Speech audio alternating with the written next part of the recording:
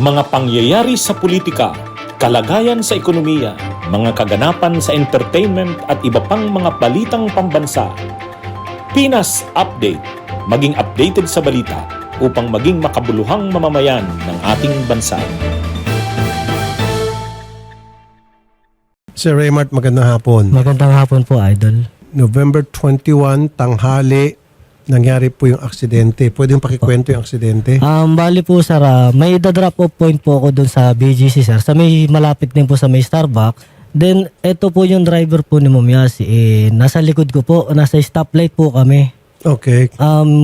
Nagsabi po siya sa akin na nung time na binangga niya po ako, na nagte-text po siya. So, nagmamadali po siya. So, pinatigil ko po. Sabi So, ko, napuwitan ka niya? opo, napitan po. Talaga niya ako, sir. maliwanag na kasalanan niya yun? Opo. Okay. Kaya po, hindi ko po pinapaalis yung sasakyan niya. Mhm. Ang inaano niya lang po sa akin, nagmamadali siya. Sabi ko po, sir, huwag po kayo magmadali kasi binanggaan niyo po ako, sir. Mhm. Kailangan po natin maghintay ng marshal dito para po makapagpagawa po tayo ng police report. Tama. 5 minutes po, sir, may dumating po marshal. Okay. So, napicturean po naman, okay naman po. Then, pinapunta po kami sa gilid nung marshal po para mag-usap po. Kung Okay. ano daw po ang usapan po namin dalawa. Okay. Ngayon po, tumatawag po yung si Ma'am Yasi po yata sa driver po niya at pinapupunta po ako doon. Saan sa may siya? Starbucks po, sa may BGC din po. BGC Starbucks. Opo. Okay. Then doon po nakita ko po siya, nakausap ko po siya. Ang sinabi niya po, kausapin mo tong driver ko, then lahat ng pwede nating pagawa natin. At Okay. i-handle ko po.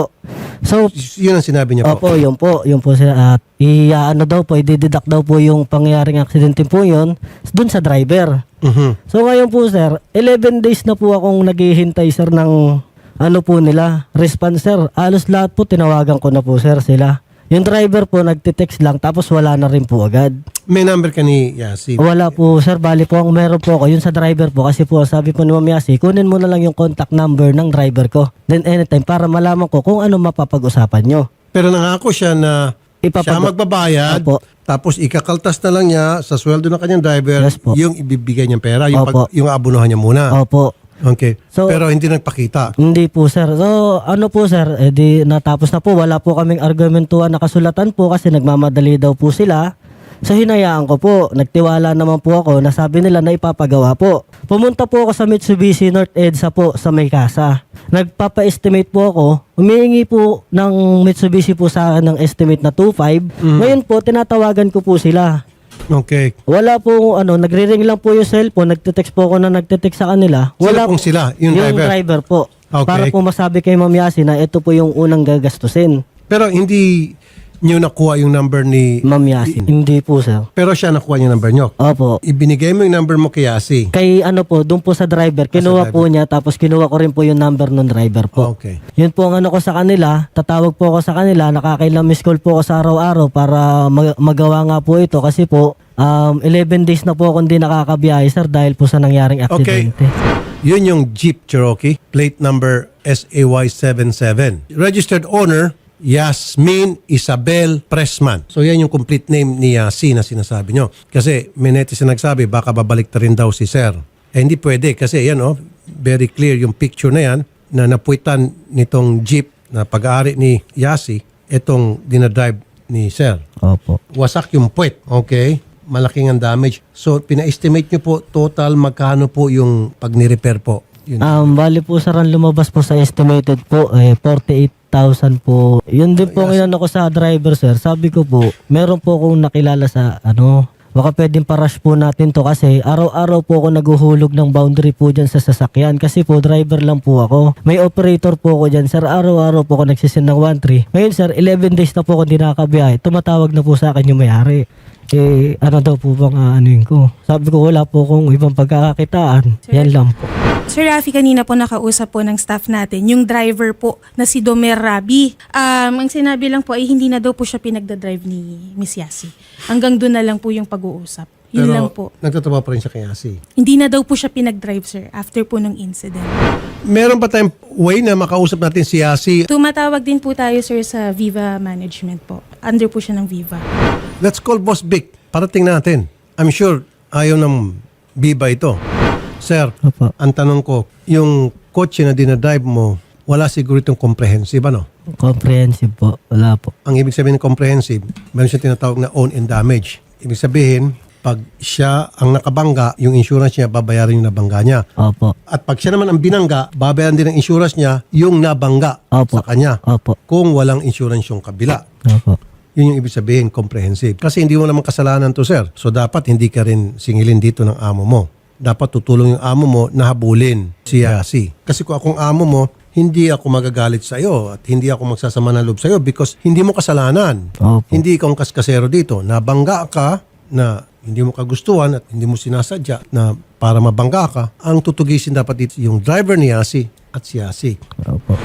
Ito nga yung sa bill na pinapasa ko na dapat lahat ng mga kotse may comprehensive coverage. Para pag dumating yung ganito, meron kang asa magbayad sa iyo. Kasi kung comprehensive itong insurance ng operator ni Kuya, yung insurance company ang magbabayad. Kung sakaling ayaw magbayad ni Yasi. And then yung insurance company ni Kuya, ng operator ni Kuya, ang siyang hahabol na dito sa insurance ng sasakyan ni Yasi. Wala na po talaga. Pinapatayan ka ng cellphone. Opo, sir. Lagi po akong tumatawag sa kanila araw-araw doon po kay Dover, kay Sir Dover po. Lagi po, kanina po tumawag po ako sa kanya, nagmamaneo daw po siya ng jeep, namamasada daw po. So yung operator po, sinisingil ka na. Ano po nagtatanong po sa akin, sir, ano po kayang balita sa inyo, sir, kasi nabangga kayo, wala kayong napag-anuan ng driver ni Ma'am Yasi, paano natin mapapagawa yung sasakyan mo? Paano ka ulit makakapag-start ng Grab mo kung sira yung sasakyan mo? Kasi po, sir, nag-testing po ako ng 22 bumiyahe po. Hindi ko na po masara yung pinto po sa likod, mahirap po kasi. Wala na nga. So ibig sabihin, binili ito ng iyong operator para hanap buhay mo. Opo, pang-araw-araw ko po. Gusto ko lang tanungin sa iyong operator kung ito ba ay may insurance. Kasi kung comprehensive to, habulin na lang po natin sa insurance. Anong pangalan po ng insurance? Coco Life po yung insurance. Dapat lahat ng sasakyan comprehensive, especially kapag bago-bago pa. At lahat ng sasakyan dapat updated ang insurance coverage. Opo. At hindi mo pwedeng i-rehisto yan pag wala kang nabiling insurance. O baka expired ang insurance nito. Dapat meron yung sa system ng LTO na monitor na kapag nag-expire ng insurance, kahit hindi pa expired yung registration, automatic na papadala ng sulat yung nangyari ng sasakyan. Captain Sherwin Revilla, Chief Traffic Unit Taguig PNP. Magandang hapon po, Captain Revilla, sir. Good afternoon po. Magandang hapon po, Senator Rapitol po, sir. Sir, kailangan po namin ng tulong ninyo. Siguro po mapuntahan niyo po yung bahay ni Yasmin Isabel Pressman para siguro kumuha po ng mga impormasyon tungkol dito sa aksidente dahil ayaw na po magbayad nitong nakabangga. Nang sa gayon, makapagsampa ng kaso po itong nabangga. Yes, waiting na lang po kami na ma-pick up po yung certification from the LTO para maging formal po. Then, yun naman po sir ang magiging action taken po namin to conduct further investigation po regarding the case now. Sige po, sige po. Okay, pagkatapos po sa LTO, kami po ipupunta sa inyo. Pakitulungan na naman po itong ating Grab driver. Salamat po, Sure Captain. po sir, maraming salamat din po. Makakaasa po kayo sa suporta po namin sir. Yes, sir. Sir Raymart, so hindi ka na nakapagpasada? Hindi na po, sir, kasi po hindi ko na po masara yung trunk po, sir. Pagka po babagsak ko po ng sobra para lang po magsara ng ayos. Pero pagka naman po bubuksan, hatakin ko naman po siya paakyat, pataas, para po magbukas lang po ulit yung trunk.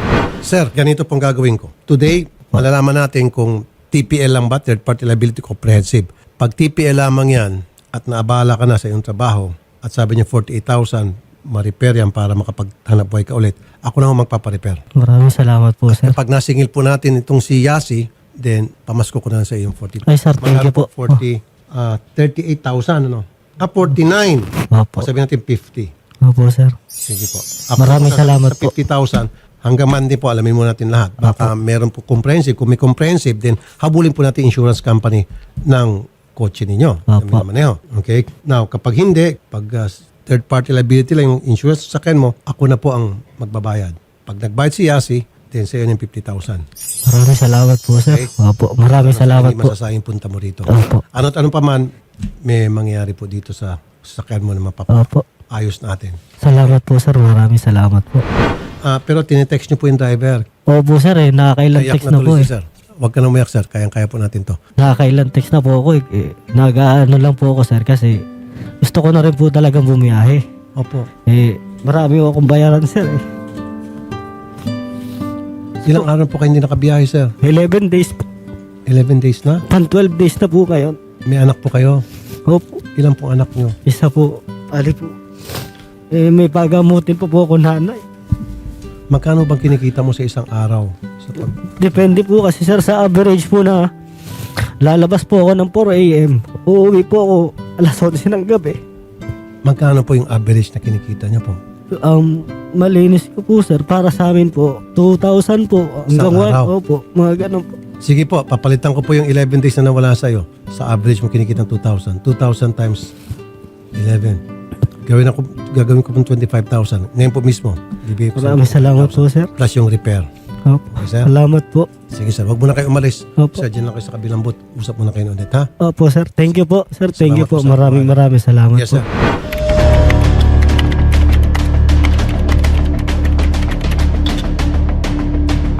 Magandang hapon po sa inyo, Miss Yasi Pressman. Yasi, magandang hapon po. Yes, ma'am. Ma'am, Sir, nabalitaan ko po, may tumawag po sa akin. Opo. Pasensya na po, wala pong kinommunicate po sa akin yung driver. Tinanggal ko na rin po kasi siya sa trabaho, hindi na po nagtatrabaho sa akin.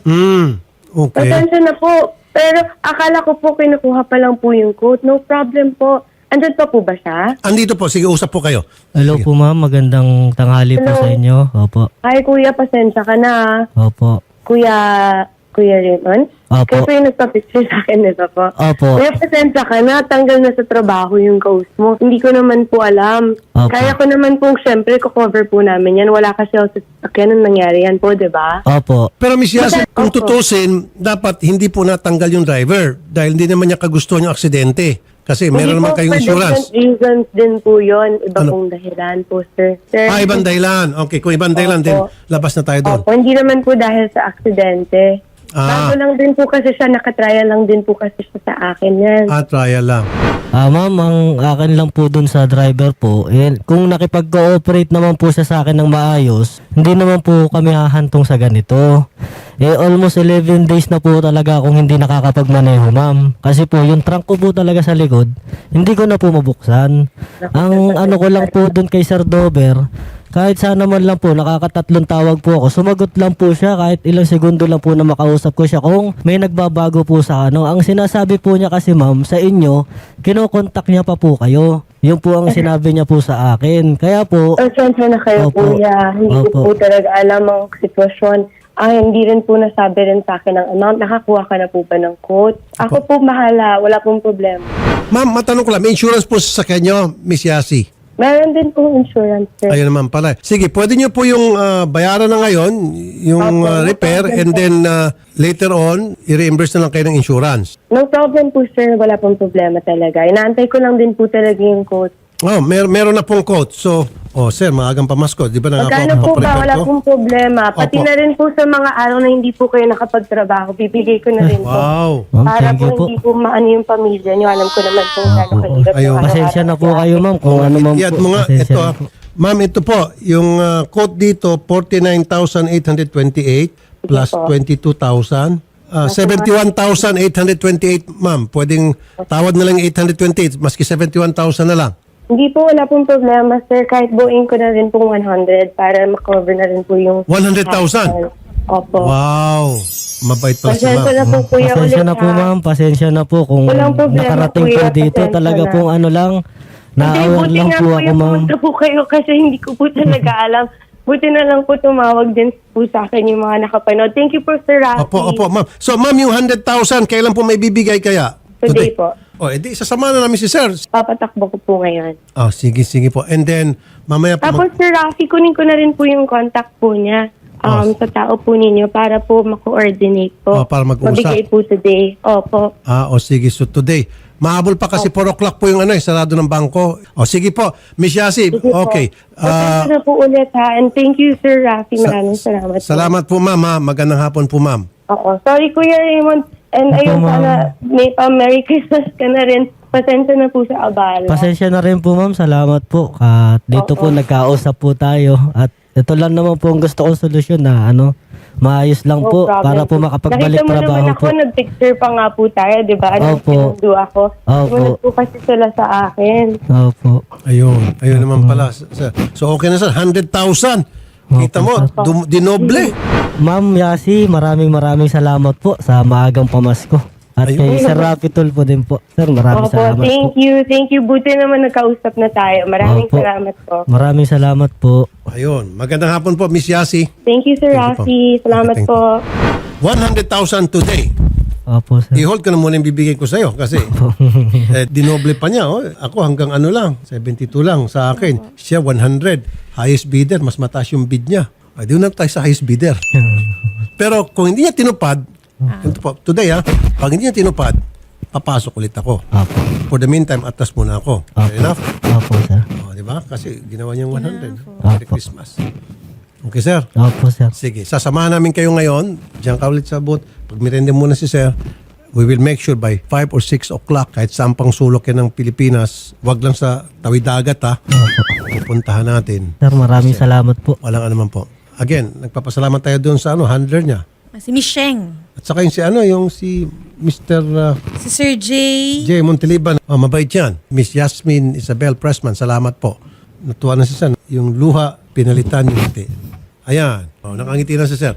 Ayan po, ang itsura ng isang masayang tao na yung nabunutan ng tinik. Ayan. Kanina, iyak siya ngayon. Tuwa na siya. Meron pa siyang bonus. Alam ba ng misis mo na nandito ka? Opo, alam po niya, sir. Okay. So tawagan mo siya para mag-good news naman si misis. Opo, sir, maraming salamat. Pag uwi mo, meron kang dalang pasalubong na. Opo. Ayan, di ba? Salamat sir sa pagpunta. Maraming salamat po, sir, Ingat po, idol. sir. Thank you po, thank you po. Magandang hapon po. Thank you. Thank you. Pinas Update. Maging updated sa balita upang maging makabuluhang mamamayan ng ating bansa.